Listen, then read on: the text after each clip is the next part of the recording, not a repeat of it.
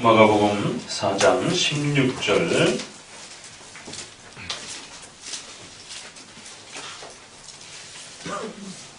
이 16절입니다. 또 가라사대 하나님의 나라는 사람이 씨를 땅에 뿌린과 같으니 30절 또 가라사대 우리가 하나님의 나라를 어떻게 비하며 또 무슨 비유로 나타낼꼬. 마가복음에 하나님의 나라를 계속해서 소개해드리고 있습니다.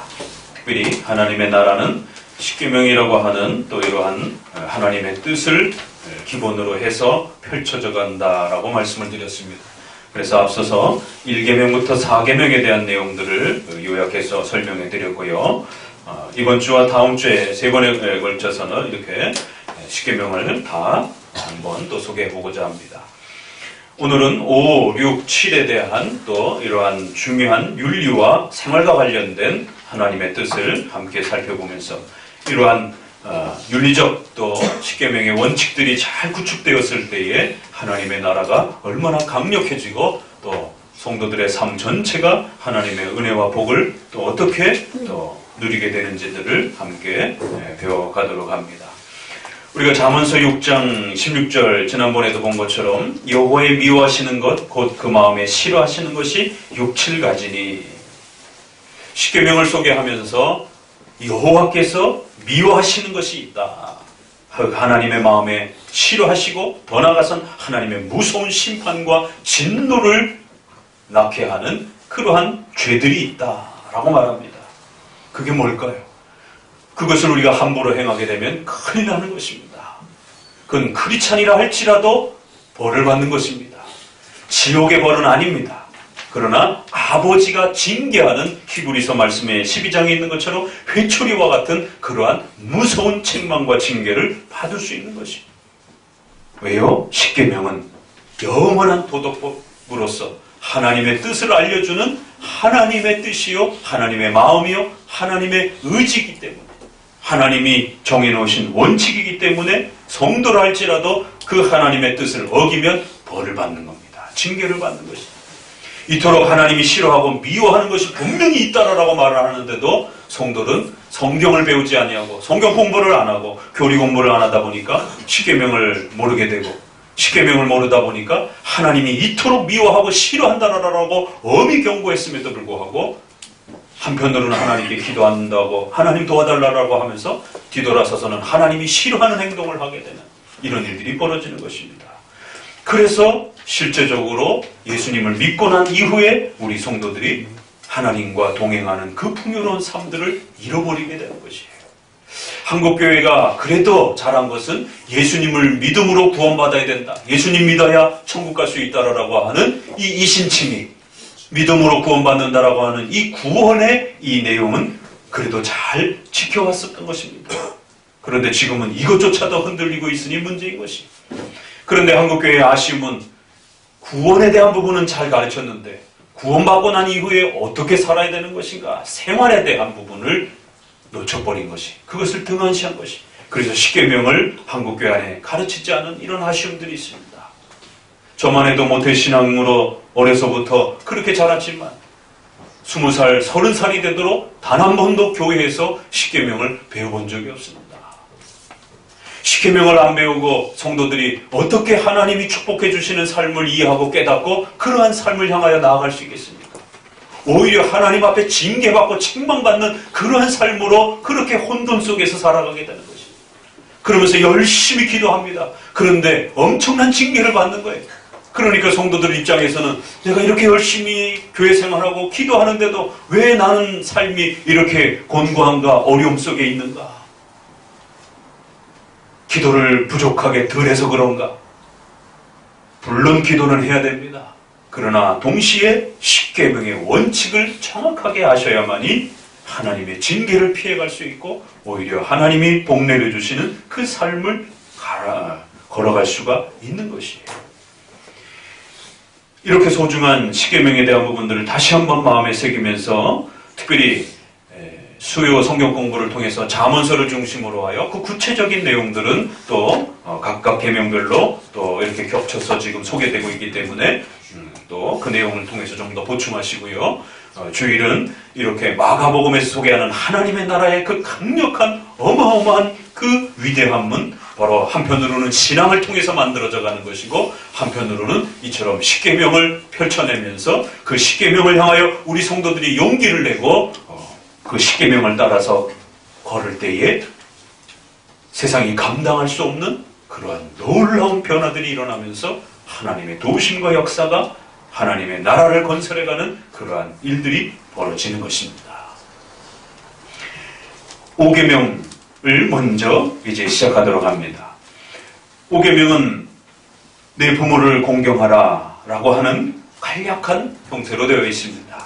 그러나 이것은 주보에 있는 그 내용을 먼저 좀 같이 읽어보도록 합니다. 소율이 문답을 전체적으로 좀 소개를 해놨습니다. 5계명은 무엇입니까? 다시 읽어봅니다. 5계명은 내 부모를 공경하라. 그리하면 내 하나님 여호와가 내게 준 땅에서 내 생명이 길리라입니다. 5계명이 명령하는 것이 무엇입니까? 5계명이 명령하는 것은 윗사람이나 아랫사람 혹은 동등한 사람들은 그 지위나 관계에 따라서 의무들을 행하고 서로의 명예를 보존하라는 것입니다. 5계명이 금지하는 것은 무엇입니까? 5계명이 금지하는 것은 여러 지위나 관계에서 각 사람에게 속한 존경과 의무를 소홀히 하거나 행하지 않는 것입니다. 5계명을 잘 지키도록 첨가된 이유는 무엇입니까? 5계명을 잘 지키도록 첨가된 이유는 이 계명을 지키는 모든 사람에게 하나님께 영광이 되고 그들에게 선을 이루는 범위내에서 강수와 번영을 주시겠다고 약속한 것입니다. 5계명을 처음 들었을 때의 그 신기함을 저는 아직도 잊지 못합니다. 5계명을 언제 10계명을 처음 들었느냐면 신학교에 들어가가지고 그것도 여러 교수님들은 안 가르쳤고 이렇게 장로교 신앙과 종교개혁 신앙을 소중하게 여기는 그러한 교수님으로부터 10계명을 처음 들었고 그 처음 듣는 순간 10계명에 내 부모를 공경하라라고 하는 것은 부모를 잘 섬기고 부모에게 순종하면 복 받는 거구나. 이 정도로만 이해를 했던 것이. 그러나 소율이 문답에 어떻게 소개해가고 있죠? 부모를 공경하라라고 하는 것은 단순한 부모뿐만 아니라 가족 속에 있는 윗사람뿐만 아니라 모든 윗사람을 말하는 겁니다. 부모와 같은 이렇게 표현이 되는 것이죠.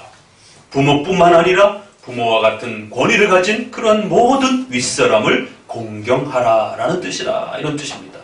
윗사람이나 아랫사람에 반드시 그 질서가 있다. 혹은 동등한 사람들은 그 지위, 자기가 가지고 있는 그러한 각각의 신분과 또 그러한 여러 가지 위치에 따라서 관계에 따라서 관계는 가족들과 또 이러한 좀 더 가까운 우리가 태어나면서부터 가지게 되는 그러한 관계. 그러나 지위나 직위 이러한 그 또 자기의 또 사회적 신분들은 또 그가 여러 가지 삶 속에서 또 형편 속에서 얻게 되는 다양한 또 그러한 직업 속에서의 또 위치를 말하는 것입니다. 바로 이러한 모든 관계 속에서 위아래의 질서가 존재한다는 것이. 그러면 반드시 질서를 존중하고 그 질서 속에서의 권위를 윗사람에 대한 권위를 존중하고 아랫사람들은 윗사람에게 복종하는 이러한 질서를 잘 지켜내라. 그럼 어떤 일이 벌어진다고요? 장수와 번영이 일어난다. 두 개가 다 약속됐습니다. 인간에게 있어서 가장 갈급한 것, 그것은 장수입니다. 수많은 철학자들이 어떻게 인간이 질병 없이 행복하게 살아갈 수 있을까를 수많은 답을 내렸지만 그건 정답이 아니에요. 그 정답은 바로 여기 나와 있습니다. 장수, 오래도록 살게 될 것이다라는 거예요. 또 번영, 진정한 기복의 신앙은 바로 여기 있는 것이 5계명으로부터 출발하라. 그러면 오래도록 질병 없이 그렇게 번영을 또 장수를 누리게 될 것이다 라고 말합니다. 그러나 조건이 있어요. 무작정 잘 먹고 잘 사는 것, 이건 기복주의예요. 조건은 모든 사람에게, 하나님에게 또 영광이 되고 그들에게 선을 이루는 범위 내에서 무조건 자기 자신만 잘 먹고 잘 살려고 하는 그런 이기적인 목적에서의 장수와 번영이 아니라 모든 이 계명을 지키는 모든 사람에게 하나님의 영광이 되고 그들 자신에게 선을 이루고 우리 이웃들을 돕는 그런 범위 내에서 악을 행하는 목적으로 잘 먹고 잘 사는 것이 아니라 적어도 하나님께 영광이 되어지고 그리고 이웃과 우리 자신에게 선을 이루는 그 범위 내에 있다라면 우리 성도들이 얼마든지 육신의 보호도 받고 또 삶의 번영의 또 이러한 혜택을 누리게 될 것이다. 하나님은 절대로 성도들이 가난하게 또 오래도록 병들면서 살아가게 하는 것이 하나님의 뜻이 아니다라고 분명히 약속하고 있습니다. 그런데도 왜 수많은 사람들이 질병과 고통과 가난함 속에서 고통을 받으면서 살아가느냐? 그건 하나님의 뜻을 어기며 살아가기 때문에 그렇다라고 분명히 설명했습니다. 이처럼 5계명은 하나님께서 창조하신 전 창조의 이 거대한 역사들을 이제 하나님이 펼쳐가실 것인데 이 창조의 역사는 온 우주 만물이 우주가 다양한 그 우주의 법칙과 질서 속에 살아가듯이 인간이란 아담과 하와를 중심으로 해서 모든 후손들이 그렇게 그 인류의 조상을 통해서 부모와 자식과 그 관계 속에서 그렇게 태어나도록 그리고 그들이 가정과 또 사회를 이루어 하나님의 이 거대한 창조의 역사에 참여하면서 그렇게 살아가도록 하나님은 창조의 이 목적을 가지고 각각의 모든 윗사람과 아랫사람의 질서를 세우셨다라고 말합니다. 5계명은 이처럼 하나님의 거대한 창조 계획을 이루어가는 가장 근원적인 명령이요 토대인 것입니다. 그래서 이 5계명이 일반 윤리에 있어서 가장 앞에 서는 것입니다. 그만큼 5계명의 비중성과 위치와 그 목적이 인류 사회 전체를 지배하는 중심이요 핵심이 된다라고 쉽게 보면 우리에게 가르쳐주고 있는 것입니다. 그리고 이 5계명의 핵심은 바로 이처럼 하나님의 창조 질서를 세워가는 것이기 때문에 여기에는 반드시 윗사람과 아랫사람 속에 존재하는 그 권위를 지켜내야 되고 존중받아야 되고 그 권위에 복종하는 이러한 질서가 세워져야 한다라고 그렇게 하나님이 정해놓으신 것입니다. 여기에는 국가와 교회와 또 직장과 사회라고 하는 구조가 형성되어 있습니다. 크게 4개로 나눕니다. 이 각각의 위치 속에서 우리 성도들은 몸담고 살아가게 됩니다. 그러면 여러분의 국가가 복을 받기 위해서는 어떻게 됩니까? 이 5계명을 기억해야 됩니다. 여러분의 가정과 직장이 잘 되어지려면 이 5계명의 질서가 잘 뿌리를 내려야 됩니다. 권위자는 권위자대로 존중을 받고 아랫사람은 아랫사람으로서의 그 역할을 잘 감당하면 되는 것이고 5계명은 1차적으로 복종과 또 저항의 개념을 우리에게 질서 속에서 가르칩니다. 꼭 명심하셔야 됩니다. 여기서 그 많은 내용들을 다 다룰 수는 없고 핵심만 먼저 소개하는 것이 5계명은 이처럼 창조 질서를 하나님이 계획하셨고 그 창조 질서 속에서 사람을 만드셨고 그 사람을 중심으로 하여 하나님께서는 각각의 모든 영역의 위아래의 질서를 만들어 놓으셨다는 겁니다. 이 모든 질서는 하나님으로부터 세워졌고 하나님이 세워가시고 그리하여 하나님이 계획하신 창조의 영광을 드러내려고 하는 목적으로 그렇게 만드셨다는 겁니다. 그래서 그 누구도 이 창조의 질서를 깨트리게 되면 하나님의 무서운 징계를 받는다는 것이죠. 이러한 질서를 지켜가는 것은 반드시 복종이라고 하는 윗사람의 권위에 복종이라고 하는 질서가 형성이 된다는 것을 또 더불어서 기억하셔야 됩니다. 하나님이 창조 질서를 세워놨습니다. 그러면 윗사람 아랫사람이 형성됐습니다. 그러면 윗사람이 권위를 갖게 됩니다. 그런데 그 윗사람을 존중하지 않고 그 윗사람을 함부로 대하고 그 윗사람을 우습게 여기게 되면 그 질서는 아무런 의미가 없는 겁니다. 하나님께서 부모를 통하여 자식을 출생하고 그렇게 그 자녀는 또 커서 부모가 되어 또 자녀를 출산하고 그러면 그 자녀들은 전적으로 자신의 생명과 삶의 보호를 부모에게 의탁해야 되는 것입니다. 의탁하지 않으면 죽습니다.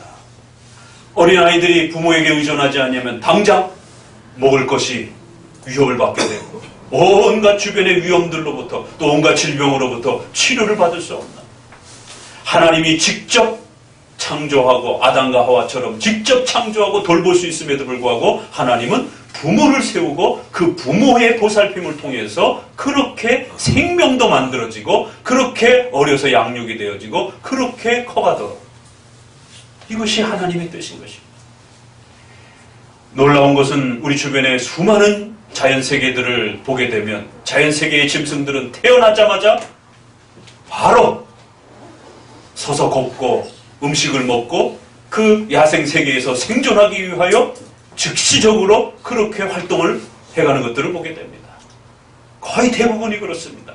그런데 유독 인간만 오랜 세월 동안 부모의 손길을 도움을 받아야 되고 부모의 손길을 통하여 영양을 공급을 받아야 되고 그렇게 보살핌을 받는 방식으로 훨씬 더 많은 보살핌과 훨씬 더 많은 보호들을 자녀들이 받는 방식으로 그렇게 부모의 자리, 부모의 역할이 얼마나 중요한 것인지들을 하나님은 창조 질서 속에 세워놓으신 것입니다. 그런데 어느 날 자녀들이 컸다고 해가지고 이제 부모에게 나에게 해준 게 뭐가 있느냐라고 그렇게 우리가 무슨 소위 막장 드라마에서 보는 것처럼 그렇게 부모를 거역하고 저항하고 부모를 향하여 자기 자신이 마치 자식들이 자기 힘으로 큰 것처럼 그렇게 부모를 저항하고 부모의 위치와 그 존중받아야 될 그 자리들을 그렇게 학대하고 또 더 나아가서는 육체적인 폭력으로서 부모는 병들어가고 부모는 노쇠해 가기 때문에 자식은 더욱 건강하고 더욱 성인이 되어지게 되면 육체적으로도 이제 부모가 더 연소해지는 것입니다. 그렇기 때문에 하나님께서는 그 어떤 범죄보다도 자녀들이 부모를 학대하고 폭행하는 이러한 존속 폭행과 이러한 살인과 이러한 악행에 대해서 성경에서는 까마귀가 그들의 자식들의 눈을 파먹을 것이다 라고. 우리 자녀들은 정신 똑바로 차리고 들어야 돼요. 오계명이 얼마나 무섭고 두려운 것인지, 부모에게 함부로 행했을 때에 하나님이 어떤 징계로 그 자녀들을 벌레를 줄 것인지에 대해서 교회를 통해서 경고받고 두려움을 받는 이 부분들을 교육받지 않는다라면 오늘날 학교에서도 주변에서도 그 어디에서도 부모에 대한 이 존중함과 부모의 가치에 대한 이 섬김에 대한 부분들을 제대로 말해주고 있지 않나. 오죽하면 이제는 효도각설하라고 하는 것이 사회적으로 쓰여지게 되고 재산을 물려주고 이러는 과정 속에서도 그거를 각서로 남겨놔야 나중에 부모가, 노쇠한 부모가 보호를 받을 수 있는 참담한 현실이 됐다는 사실을 기억하셔야 됩니다. 이 비참한 이 부모들의 이 노년의 이 비참함들을 자칫하면 자식에게 맞아 죽을 수도 있고 자식에게 버림을 당할 수도 있고 자식에게 그러한 고통을 받으며 비참한 죽음을 겪을 수 있는 그 노년을 그렇게 마감할 수 있는, 그건 돈으로도 해결되지 않는 것입니다. 아무리 돈이 많아도 뭐합니까? 자식들이 찾아오지 않고 자식들이 보살펴보지 않는다라면 그 돈 가지고 뭘 할 것이에요? 결국 부모 자식의 이러한 부분들에 있어서 성경은 그것은 하나님이 이루어가시는 창조의 근원적 질서라는 것입니다. 하나님이 하려고 하는 그 일들의 많은 부분들을 부모에게 위탁해서 그 부모가 생명을 만들어내고 그 어린 자녀들을 길러서 하나님의 또 다음 세대를 짊어져 가도록 그렇게 창조로 정해놨다는 것입니다. 이것이 하나님의 뜻이요 창조 질서라고 말하는 것입니다. 그렇기 때문에 누구든지 이 창조 질서를 위배하거나 위협하게 되면 엄중한 벌을 받는다는 겁니다. 사회는 이제 겨우 이런 기독교 윤리와 가치들을 이제 겨우 알아가고 있는 것입니다. 그래서 그 어떤 범죄보다 존속 살해라든가 존속 폭행은 일반 사회에서도 훨씬 가혹하게 가중처벌을 하는 것입니다. 이처럼 성경의 소중한 5계명의 가치가 우리 인류 사회 전체를 지켜주는 훌륭한 보호막이 된다라고 하는 것을 일반 사회도 이제 깨닫고 있는 것이.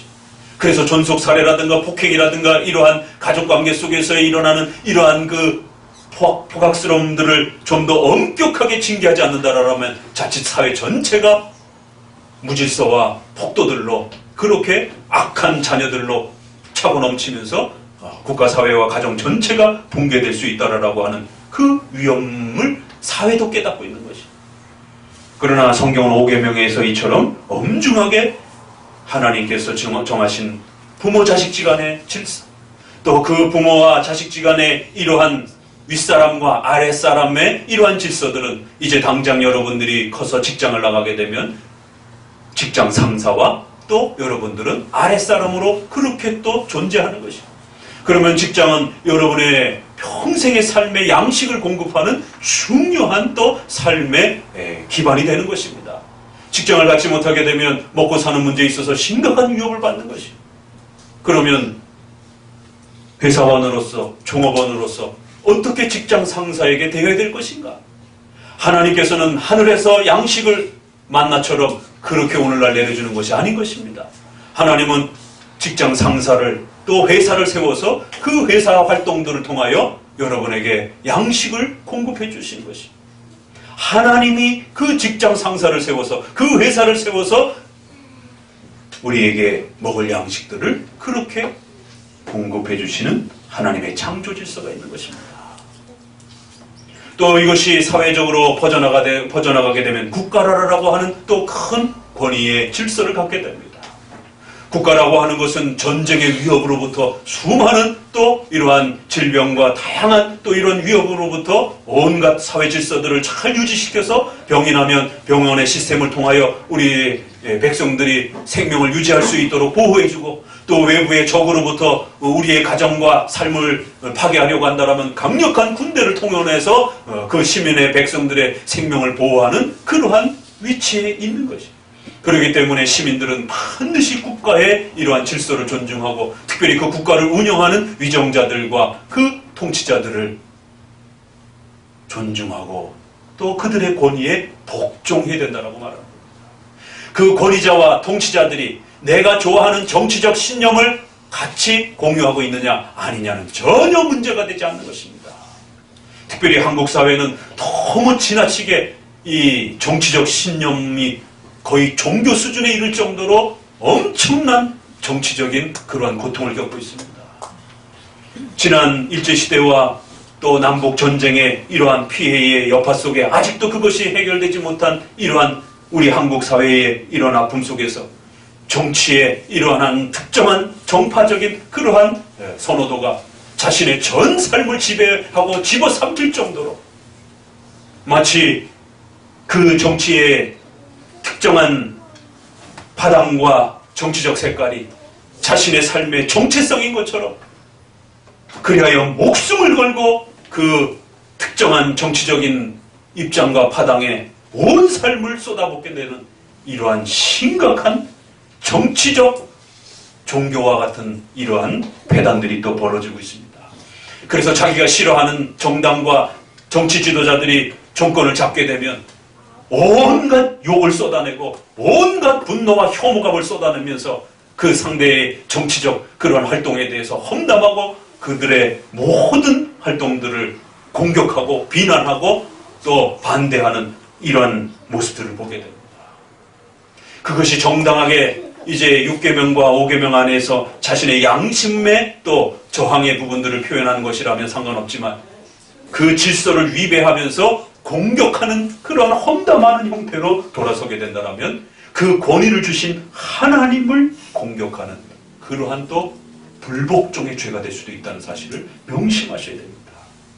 그래서 우리의 선조들은 기독교 강요도 그렇고 오거스틴의 글에도 그렇고 무질서보다는 차라리 독재자가 있는 것이 낫다라고 할 정도로 우리 신앙인들에게 교회에 있어서는 그 위정자가 신자이냐 아니냐는 전혀 문제가 되지 않는다라는 것이, 하물며 신자인지 아닌지도 문제가 되지 않는데 왜 특정한 그러한 신앙의 여부가 문제가 되지 않는데도 불구하고 특정한 정치적 신념이 마치 가장 중요한 것처럼 그렇게 특정한 정치적 신념을 더 찾고 그것을 마치 모든 정치의 기본인 것처럼 그렇게 몰아가서는 안 되는 것이.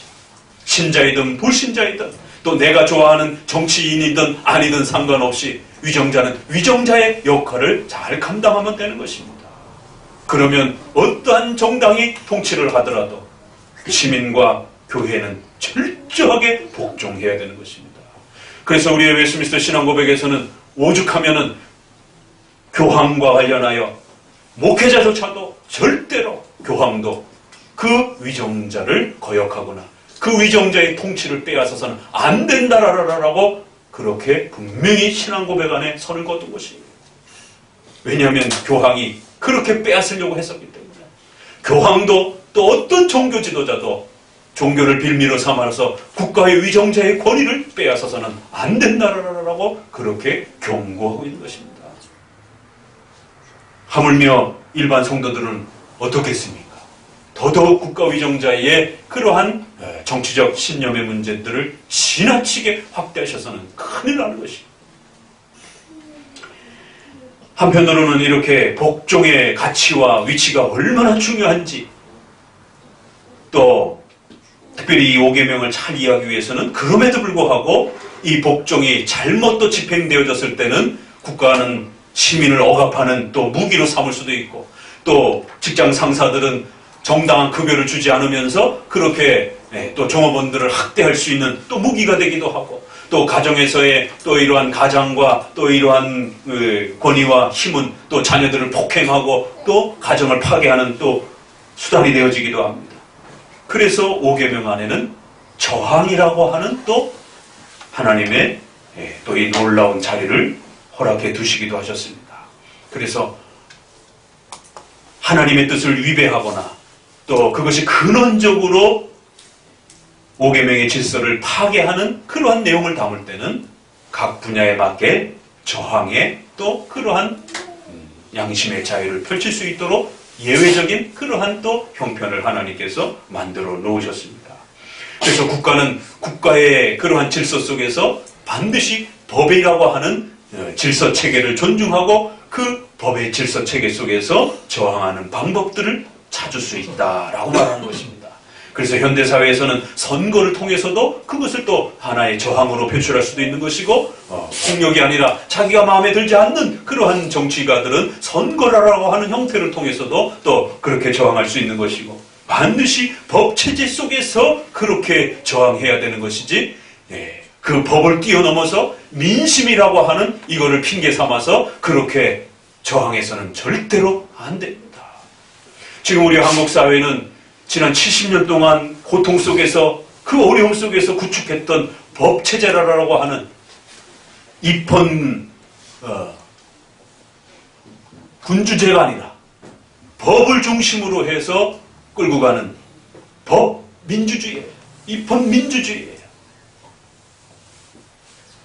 의회 민주주의인 것입니다. 이걸 겨우 후진국 속에서 근대 한국 사회를 만들어 놨는데, 한국 사회는 경험해보지 못한 민심에 의해서 탄핵이라고 하는 이러한 엄청난 경험을 해놨습니다.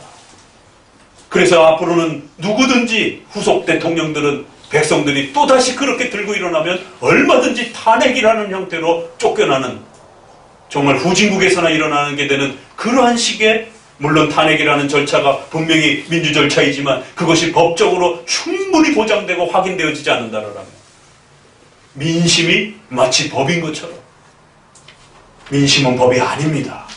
법은 내 마음에 들고 안 들고도 될 수 있는 것이, 우리가 재판할 때마다 다 그게 우리 마음에 듭니까? 그래서 법 체계 속에서도 삼심제도라고 하는 제도가 형성되어 있는 것이, 여러 번에 걸쳐서 그 부당한 재판들을 재확인하고 재확인해보는 것입니다. 그런데 한국 사회는 이처럼 민심이라고 하는 그 민심이 정당한지 안 정당한 건지도 확인되어지지도 않는 이런 여러 가지 상황 속에서 탄핵이라고 하는 이 고통을 통하여 결국 법체제가 뛰어넘는, 그래서 수많은 사람들은 아직도 그 법에 맞게 탄핵하지 않았다라고 하는 이 부당성들을 해소시켜주지 못한 상태에서 여전히 한국 사회가 고통받고 있는 것입니다. 바로 이러한 때에 지나치게 또 특정한 정치적 편향을 목회자들이 일부러 끌어내면서 성도들을 한쪽으로 치게 만들면서 더 고통스럽게 만드는 것이. 성경은 5계명에 기초해서 그 어떤 국가적 질서든 어떤 국가적 행위든 하나님의 말씀을 따라서 성도들을 5계명에 따라 끌고 가야 하는 것이지 특정한 정치 신념으로 끌고 가는 것이 아닌 것입니다. 저항은 반드시 법체계 안에서 일어나는 것입니다. 그 저항하는 법도 배우셔야 되는 거예요. 성경 안에서 그 저항하는 법들을 가르쳐주고 있습니다. 우리 종교개혁가들이 오히려 1500년대에 중세 봉건 사회 속에서 저항론을 기독교 강요에 펼쳐내기 시작한 거예요. 웨스트민스터 신앙고백에 저항론을 담기 시작한 겁니다.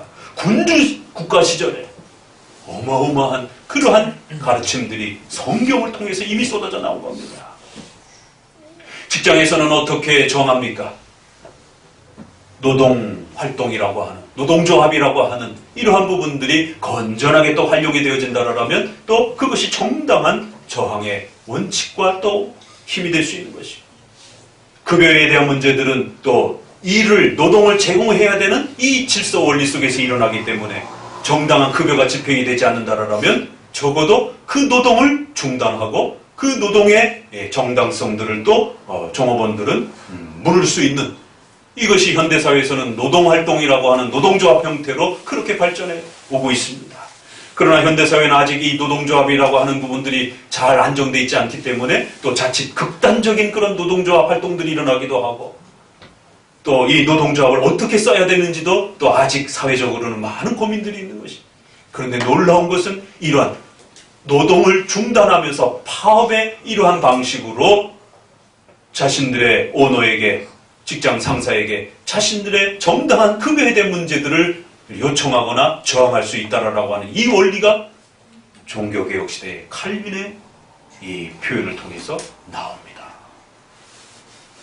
감히 자기의 그 봉건사회 속에 지주가 있었던 그런 시대에, 노비가 있었고 노예가 있었던 그 시절에 자기 주인을 향하여 노동을 중단해도 그것이 하나님 앞에 정당할 수 있다라고 하는 이런 엄청난 해폭당 같은 이러한 노동의 개념을 어떻게 끌어낼 수 있었겠느냐는 것이죠.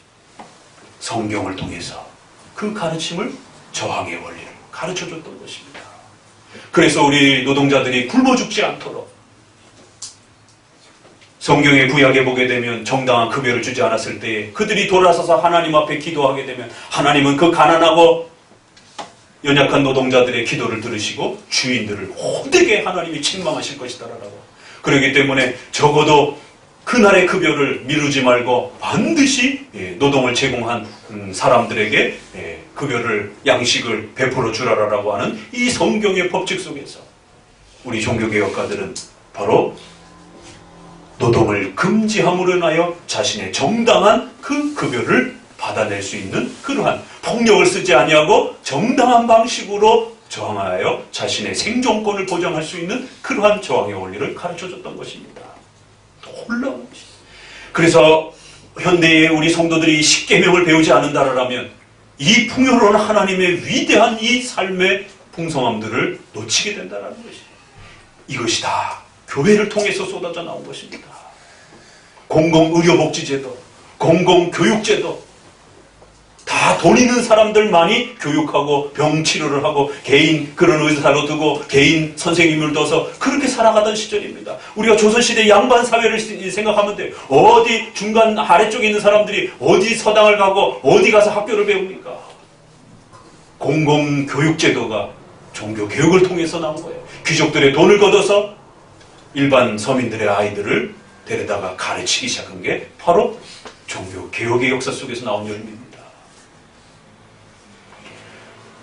교회는 장로 정치가 있기 때문에 또 역시 교회도 권위가 있는 것이고, 또 그 질서가 잘못되었을 때는 반드시 또 장로 정치 안에서 항소 절차라고 하는 노회와 또 총회라고 하는 그 질서 안에 항소할 수 있는 그러한 절차가 또 교회 질서 절차가 있는 겁니다.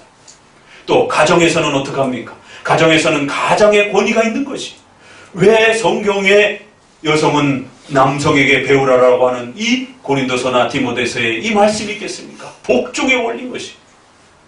그래서 자유주의자들과 또 수많은 이러한 반대편 사람들은 그 성경 부분을 빼버리고 지워버리고 아직까지도 공격하는 것입니다. 그건 지나치게 남성 우월주의적인 그런 가르침이라고. 그러나 여전히 그것은 성경의 가르침으로 오늘 우리에게 있는 거예요. 여자는 조용히 가정에서 남편에게 배우라라고 합니다. 교회에서 말하는 것을 허락하지 않는다라고 합니다.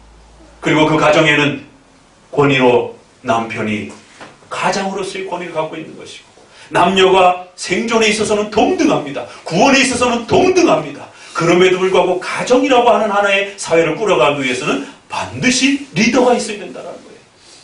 그럼 그 리더의 권한은 가장에게, 남편에게 허락했다는 것이에요. 그러나 그 남편은 자신이 가지고 있는 하나님이 주신 그 가족을 다스릴 수 있는 가장으로서의 권위와 또 자녀들을 먹여 살릴 수 있는 또 그러한 가장으로서의 이 모든 힘을 가족을 파괴하거나 자녀들을 폭행하는 이러한 데 쓰면 안 된다는 것이죠. 그래서 또 자녀들과 아내는 저항할 수 있는 또 자리가 있기도 하는 것이죠. 그러나 가족은 좀 더 친밀하기 때문에 일반 사회처럼 교회나 국가처럼 그렇게 좀 더 많이 허락되어 있지는 않습니다. 적어도 그 부모의 부당한 명령들에 대해서, 예를 들자면 교회를 못 나가게 한다든가, 그러면 저항해야 되는 거예요. 자녀들이라 할지라도. 부모를 설득하고 그 부모의 말에 저항할 수 있는 방식의 부모의 권위를 존중하면서 그 부모의 부당한 명령들에 대해서 설득하고 또 부모를 이해시키고 또 부모의 말에 또 지나친 그런 부분들에 대해서는 어느 정도 또 이렇게 회피하는 방식으로 좀 더 소극적 저항이죠. 그런 면에서는 마치 사울이 다윗을 죽이려고 할 때에 요나단이 어떻게 저항을 했습니까?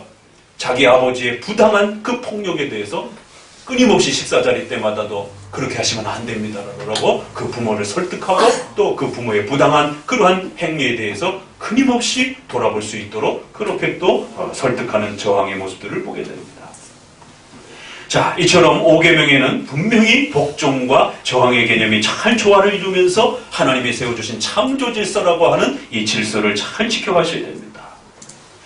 베드로전서 2장 13절에 인간의 세운 모든 제도를 주를 위하여 순복하되 혹은 위에 있는 왕이나 혹은 악행하는 자를 징벌하고 선행하는 자를 포장하기 위하여 그의 보낸 방백에게 하라.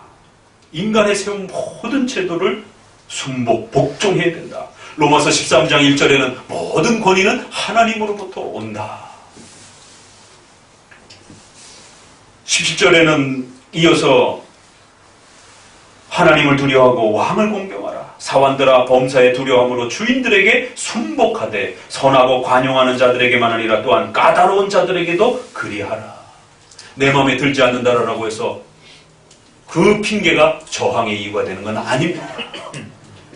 나와 정치적 신념이 다르다라고 해서 복종을 안 해도 된다는 게 아닌 것이.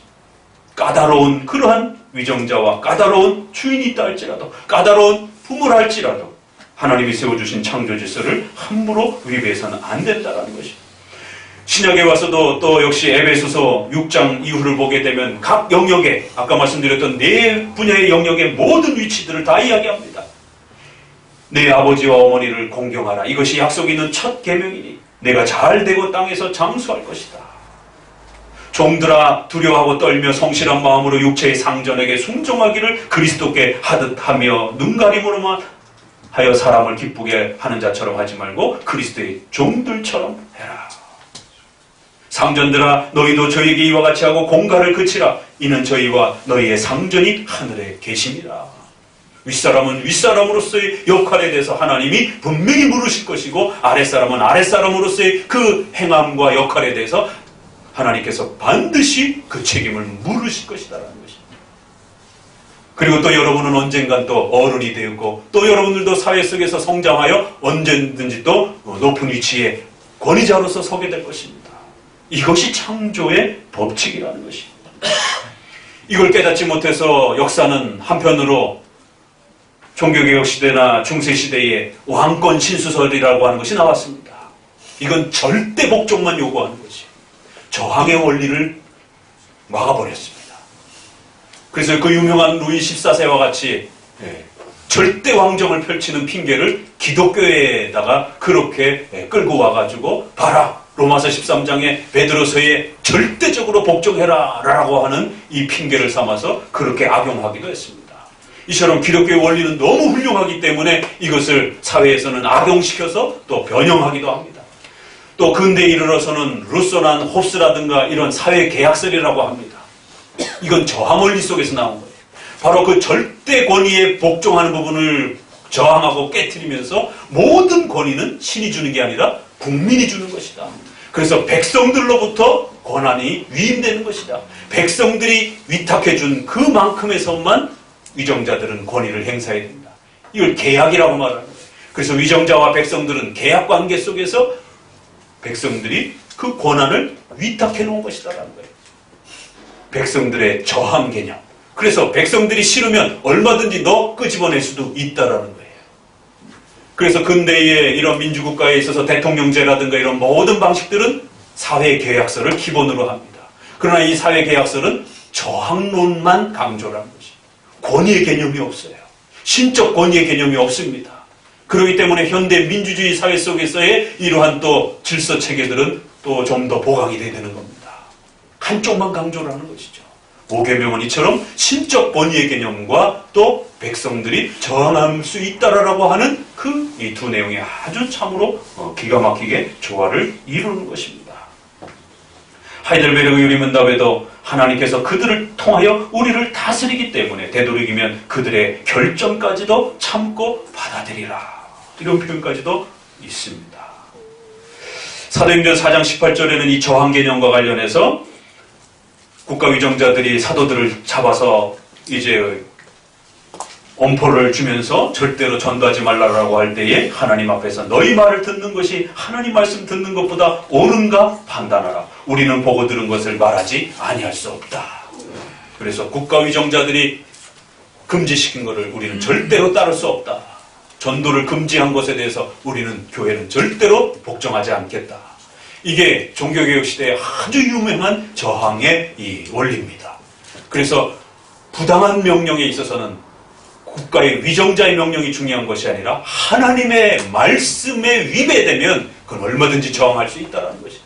우리 성도들이 자녀들이 부모에 순종해야 되지만 주일 성수를 해야 되는데 부모가 주일 성수를 못하게 막으면 그거는 부모의 권위를 이미 넘어서서 하나님의 뜻을 더 소중하게 여겨야 되는 그런 원리 속에서 우리 자녀들은 부모의 말을 듣지 않고 교회를 와야 되는 것입니다. 그래서 복종의 원리와 저항의 원리가 어떻게 상호 조화를 이루는지, 그럴 때에 우리의 사회와 국가는 가장 건강해질 수 있다라고 말하는 것입니다. 자, 6계명으로 넘어가 봅니다. 한번 읽어봅니다. 6계명은 무엇입니까? 6계명은 살인하지 말라입니다. 6계명이 명하는 것은 무엇입니까? 다 6계명이 명령하는 것은 합법적인 노력을 다해 자신과 다른 사람의 생명을 지키라는 것입니다.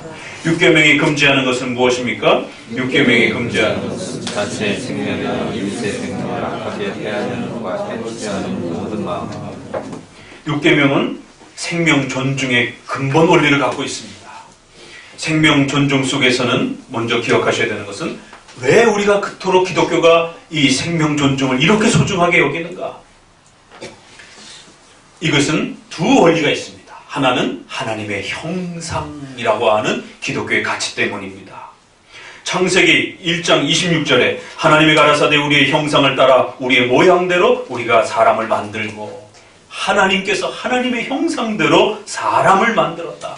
하나님의 형상이 인간에게 반영이 되었다. 그렇기 때문에 하나님의 이 소중한 창조 역사 속에서 이러한 혜택을 받은 자들이기 때문에 존중받아야 된다는 거예요. 9장 4절에도 보니까 그러나 고기를 그 생명되는 피채 먹지 말 것이니라. 내가 반드시 너희 피 곧 너희 생명의 피를 찾으리니 짐승이면 그 짐승에게서, 사람이나 사람의 형제면 그에게서 그 생명을 찾으리라. 무릇 사람의 피를 흘리면 사람이 그 피를 흘릴 것이니 이는 하나님이 자기 형상대로 사람을 지었습니다. 하나님의 형상으로 만들어진 가장 존귀한 자라라고 하는 이러한 정체성, 이러한 인간관이 바로 기독교 안에 있기 때문에 그렇습니다. 현대과학은 사람의 생명을 존중하지 않습니다. 인간은 어떤 가치관을 갖고 살아가느냐에 따라 엄청난 방향이 달라집니다. 우리의 유교관 때문에 여성들은 거의 짐승 취급, 사람 취급을 받지 못하는 그 고통을 받으면서 그렇게 살아왔습니다. 남존여비라고 하는, 여성은 그 남자의 가문을 이어주는 그런 마치 그 목적만을 위해서 존재하는 것처럼 그런 대우를 받았습니다. 현대의 자본주의의 이러한 폐단은 또 물질로 사람의 생명을 평가하는, 돈이 없으면 치료를 받을 수 없는, 죽어야 되는,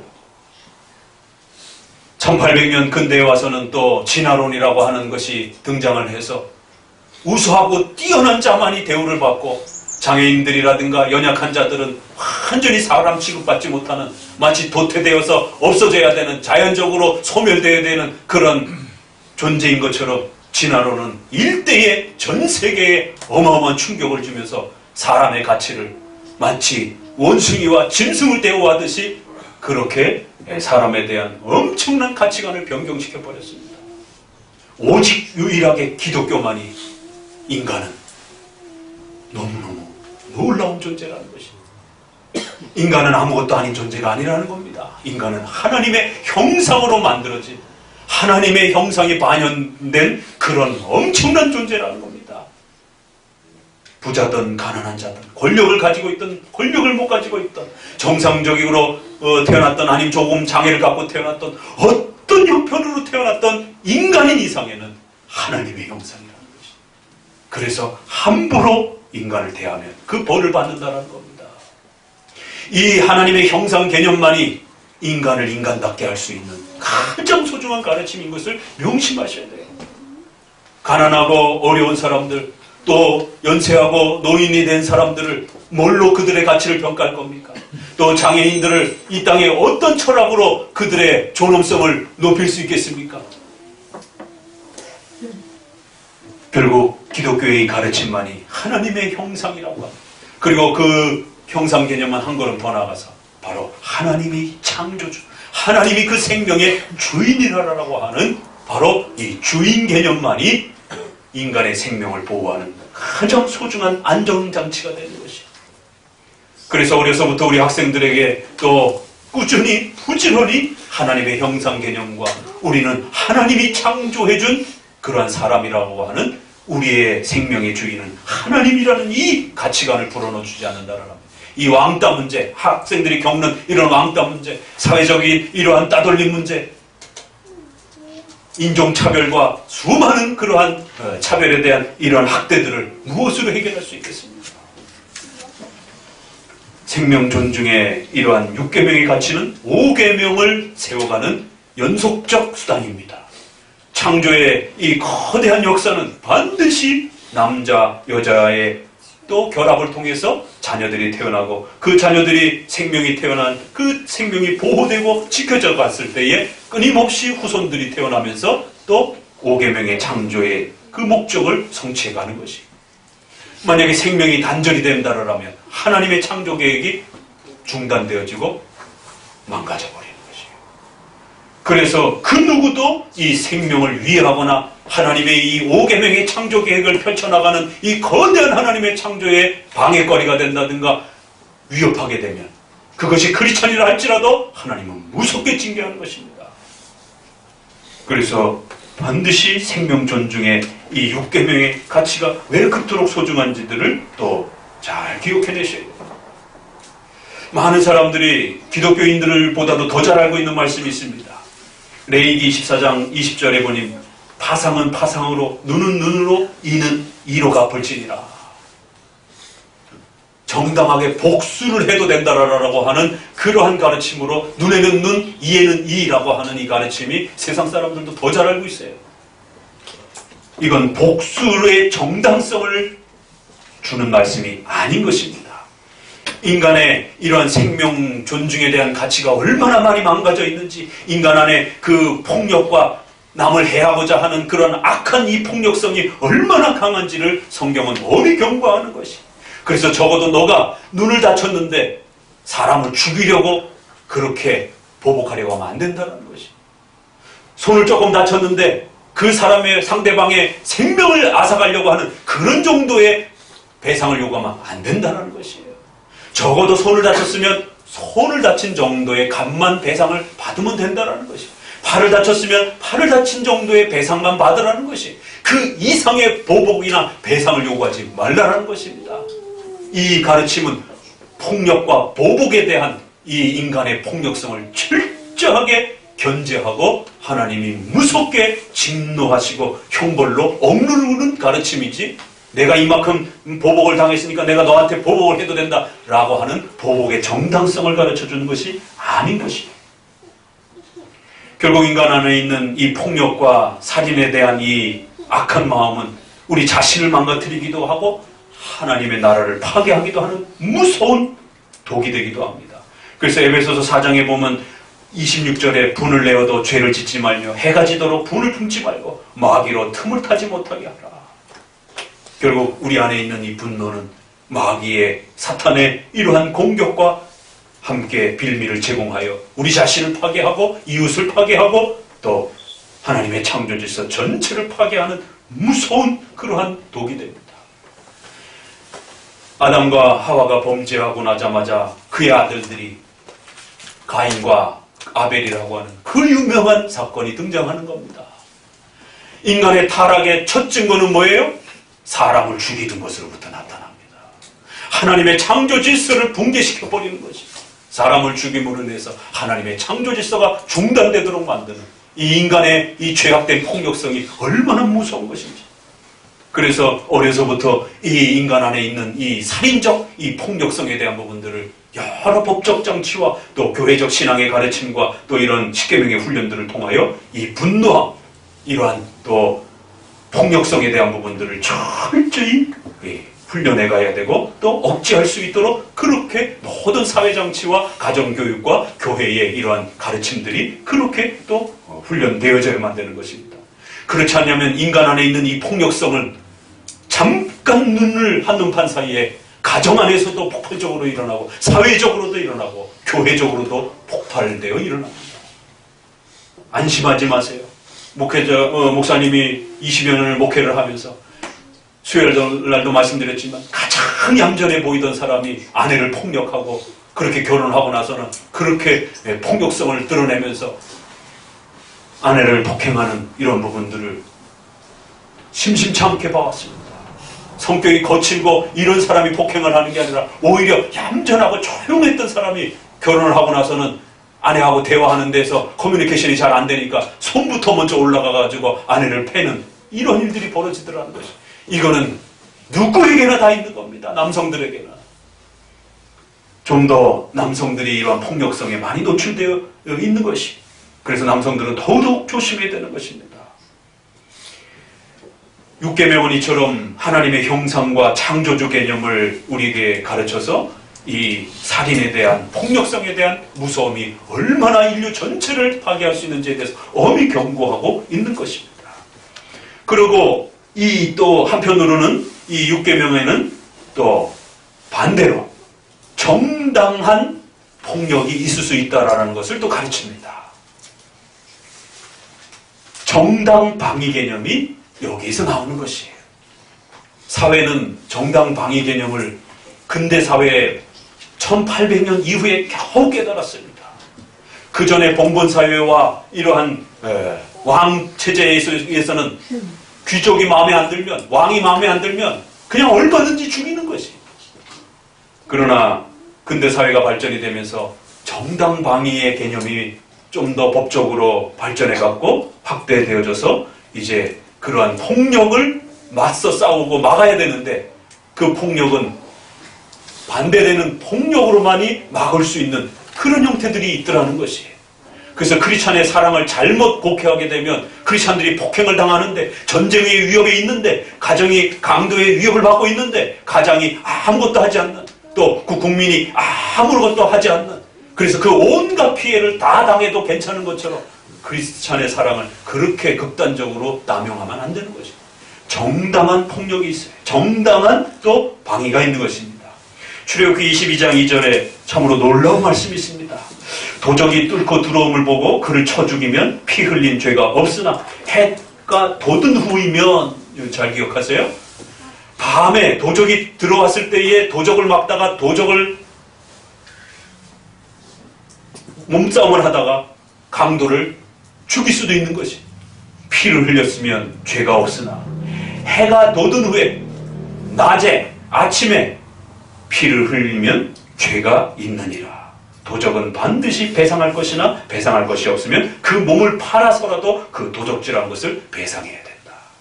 여기 참으로 신비로운 말씀이, 밤에 도적이 들어오게 되면 그가 강도인지 누구인지 알 수가 없는 것이. 그래서 가족들을 위협하게 되면 가장은 온 힘을 다해서 그 상대방이 혹시라도 죽을 수 있을지라도 가족들을 보호하기 위하여 자신의 생명을 던져서 강도를 제압해야 된다는 거예요. 그러나 낮에 훤히 알 수 있고 또 주변에 도움을 청할 수 있는 이런 낮에 그런 강도가 침입했다라면 좀 더 그 폭력성을 자제해야 된다는 거예요. 참 기가 막히죠. 그리고 정당 방위가 조절이 돼야 된다는 것이. 그래서 도움이 받을 수 없는 그런 절박한 형편 속에서는 좀 더 강력하게 폭력을 동원해서라도 정당 방위를 행할 수 있지만 좀 더 주변에 도움을 받을 수 있는 그런 형편에서는 상대방에게 또 상대방의 폭력을 막다가 지나치게 그 상대방을 생명을 위해할 수도 있는 그런 또 조절하지 못하는 정당 방위로 넘어가서는 안 된다는 거죠. 벌써 성경은 3000년 전에 이 정당방위 개념을 가르쳤고 그 정당방위 개념 안에서도 수위가 조절돼야 된다라고 하는 이런 기가 막힌 기독교 윤리가 나왔던 것입니다. 현대사회 속에서 어떤 여성이 성폭행을 당하다가 그 강도를 죽였어요. 사회적으로 여성단체들부터 시작해서 정당방위라고 난리가 났죠. 그런데 여성이 벌을 받기도 하고 또 어떤 경우는 정당방위로 또 풀려나기도 하고 상대방의 남자의 급소를 쳐가지고 남자가 성기능이 불능이 돼버리고 이랬을 때 이게 참 사회적 법을 가지고는 이게 정당방위인지 또 아니면 구속을 해야 되는지 이게 참 여러 경우에 따라서 참 많이 다른 걸 보게 돼요. 그래서 여성의 입장에는 어떻게 보면 되게 억울한 또 그런 판결이 나오기도 하고, 그러니까 사회는 아직 이 정당방위에 대한 개념들이 아직 성숙하지 못했기 때문에 보편 시민이 봤을 때는 여성이 정당방위로서 그렇게 저항하다가 상대방을 불구를 입힌 건데 판사가 봤을 때는 여성의 그 정당방위보다는 남자가 성기능 불능이 돼가지고 평생 자식을 낳을 수 없는 이게 더 큰 피해다라고 생각을 해서 오히려 여성을 구속하게 되는 이런 판결들도 우리 주변에 허다하게 일어납니다. 그래서 이 정당방위가 그 가해자가 더 큰 피해를 입었는가 아니면 최초의 피해자가 더 큰 폭력을 가했는가 이걸 판가름하기가 사회에서는 아직도 많은 훈련이 필요한 것이. 그런데 벌써 성경은 이처럼 낮과 밤에 그 정당방위의 형편들을 구별을 했고 그 속에서 일어나는 폭력에 대한 정당한 폭력을 어떻게 판단해야 될 것인지에 대해서 이토록 깊이 있게 다뤄준 것입니다. 여러분 십계명 배우셔야 되겠어요? 안 배우셔야 되겠어요? 십계명 배우셔서 여러분이 국회의원이라든가 사회 나가서 가르쳐줘야 되는 것입니다. 이처럼 십계명은 우리 인류 사회가 가장 안전하게 살아갈 수 있는 억울함을 해소할 수 있는 이러한 깊은 부분들을 이미 다뤄주고 있는 것입니다. 자, 마지막 7계명은 결혼에 대한 부분입니다. 자, 7계명은 간음하지 말라입니다. 7계명이 명령하는 것은 무엇입니까? 7계명이 명령하는 것은 생각과 말과 행동에서 우리와 이웃의 순결을 지키라는 것입니다. 7계명이 금지하는 것은 무엇입니까? 7계명이 금지하는 것은 모든 나쁜 생각과 말과 행동인 것입니다. 7계명은 바로 5계명을 또 성취해가는 중요한 수단이 되는 것이죠. 또 그 생명을 지켜나가고 또 생명을 계속해서 출산하는 중요한 또 하나의 수단이 되는 것이. 그래서 5, 6, 7계명이 함께 맞물려 있습니다. 특별히 우리가 7계명에서 조심하셔야 되는 것은 불법적인 성에 대한 위험을 늘 조심하셔야 됩니다. 성은 반대로 또 합법적인 부부간에 일어나는 성은 가장 소중하고 거룩한 것임을 성경은 우리에게 말하고 있습니다. 인류 역사는 두 극단을 경험하고 있습니다. 우리가 디모데전서에서 소개되어지는 것처럼 디모데전서 4장 1절에는 미혹해하는 영과 귀신의 가르침이 있다라고 하면서 뭐가 귀신의 가르침이냐면 자기 양심에 화인 맞아서 외식함으로 거짓말하는 자들이라. 이러한 가르침은 절대로 성도들이 들어서는 안 된다는 거예요. 3절에 혼인을 금하고 식물을 베어라 할 터이나 식물은 하나님이 지으신 바니 믿는 자들이 진리를 아는 자들이 감사함으로 받을 것이니라. 하나님이 지으신 무엇이 선함에 감사함으로 받으면 버릴 것이 없다. 또 다른 고린도전서 7장 1절에 너희가 쓴 말에 대하여 남자가 여자를 가까이 아니함이 좋으나 성에 대한 더럽고 추악하다라고 하는, 성은 더러운 것이다라고 하는 이러한 개념이 벌써 초대교회 안에 등장하고 있었던 것입니다. 마태복음 19장 10절에 제자들이 가로되 만일 사람이 아내에게 이같이 할진대 장가들지 않는 것이 좋겠습니다. 인류사회 속에서는 이렇게 종교와 관련되어지게 되면 성은 더러운 것이다라고 하는 이러한 부정적 의식이 초대교회 때도 있었고, 그래서 성경 여러 본문에서 성은 절대로 더러운 것이 아니다라고 그렇게 오히려 답변을 주고 있었던 것을 보게 됩니다. 혹시라도 어떤 종교 지도자가 성은 더러운 것이니까 절대로 부부 안에서도 성관계라든가 이런 성적 행위들은 금해야 된다라고 금욕주의를 가르치게 되면 이건 귀신의 가르침이라는 거예요. 그런데 중세 1000년 동안 로마 가톨릭이 성은 더러운 것이고, 그렇기 때문에 더더욱 종교 지도자들은 절대로 결혼하면 안 되고 신부와 수녀들이 존재하는 겁니다. 동정성, 결혼하지 않는 수총각 수처녀라고 하는 이러한 동정성을 최고의 가치처럼 취급하고 남녀의 성관계는 더러운 것으로, 그렇게 부부든 부부가 아니든 간에 모든 성적 관계는 더러운 것처럼 이렇게 극단적으로 몰아가는 것입니다. 그래서 중세시대의 부부들과 가정에 엄청난 고통을 가했던 것입니다. 일반 사회 속에서도 불교라든가 이런 데도 이 성에 대한 더러움이 있는 거예요. 중들도 결혼하지 않잖아요. 왜? 성을 더럽다라고 생각하기 때문에. 적어도 자기들은 그런 속세에 있는 이러한 사람들하고 죄인들하고 자기들은 다르다라고 생각을 하는 거예요.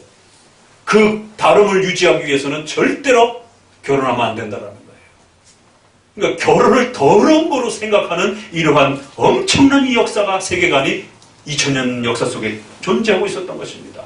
또 한편으로 그러나 지금은 정반대로, 지금은 동성애 문제부터 시작해가지고 이러한 성적 차이성들을 이해 못하고 마치 젠더나 무슨 성평등이라든가 이러한 부분들을 가르치면서 성적 자유권을 주장하려 하면서 남자가 여자로 성전환을 한다든가, 또 게이나 레즈비언이라든가 또 이러한 성적 여러 취향들이라든가 이런 모든 것들을 자기 마음대로 얼마든지 취할 수 있다라고,